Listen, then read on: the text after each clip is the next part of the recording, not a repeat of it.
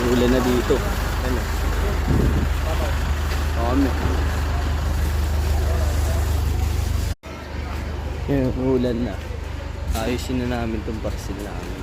Kasi mababasaan eh. Sagot kami. Kami. Trabaho lang dito.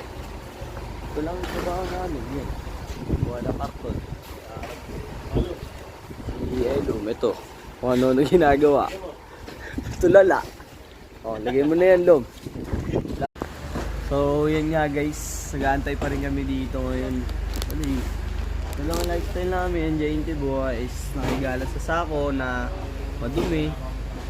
Karton to, tanga. Oo, ba't umihiga din naman tayo sa sako? Tama, may point nga naman. Karton yung higa natin ngayon. Na, yun lang. Lifestyle namin dito. So guys, namang problema pa rin to. Trapal. Sabi natin sila ng ulan. Hindi trapal. Oo, pre, nakakatakot. Ha? Try, hindi. Kawawa tayo, guys. Yung malo natin. Tara, may hindi trapal din yun. Oo, ano lang.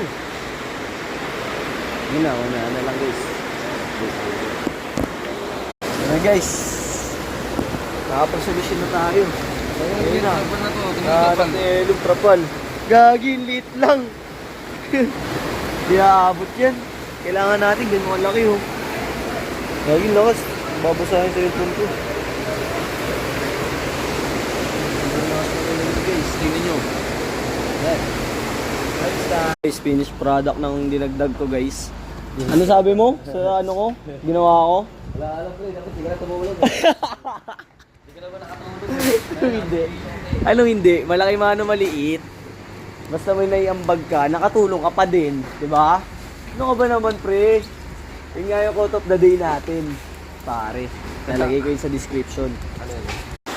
Situation natin, guys. Pa rin. Yan.